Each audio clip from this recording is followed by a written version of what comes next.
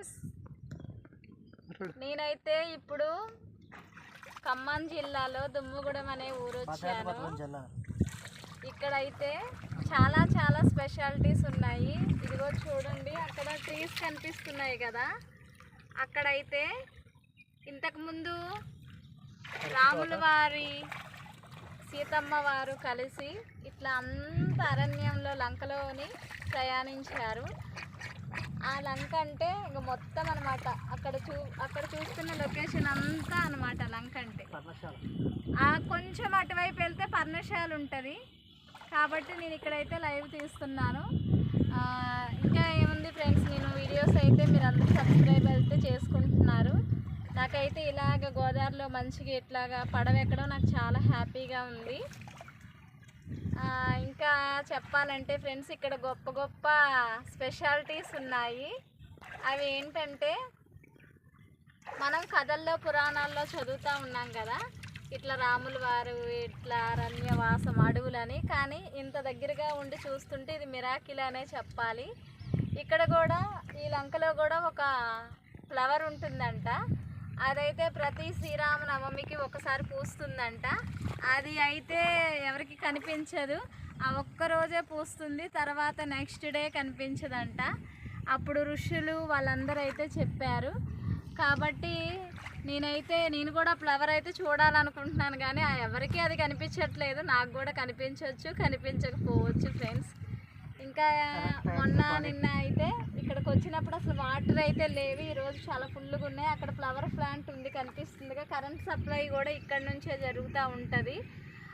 ఇక్కడ ఉన్న చాలా ఊర్లకు కూడా ఈ వాటర్ ద్వారా కరెంట్ సప్లై జరుగుతుంది.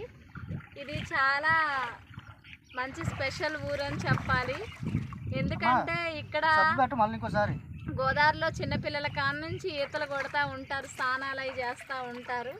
వాళ్ళకైతే ఏ భయం లేదు. నాకు కూడా కొంచెం ఇక్కడికి వచ్చినాక భయం అనేది అయితే పోయింది. నాకైతే చాలా హ్యాపీగా ఉంది. మీకైతే ఈ వీడియోస్ అయితే నచ్చినట్లయితే లైక్ చేయండి, షేర్ కామెంట్ చేయండి ఫ్రెండ్స్. అలాగే సబ్స్క్రైబ్ కూడా చేసుకోండి. నా నేమ్ వచ్చి అను వ్లాగ్స్ -7QI అని టైప్ చేయండి. ఇంకా ఏంటంటే, నేనైతే ప్రస్తుతానికి ఇక్కడికైతే వచ్చాను. రాజమండ్రిలో ఉన్నా మొన్నటి వరకు. ఇప్పుడైతే ఇక్కడికైతే వచ్చాను. Holiday trip tour వేసామన్నమాట.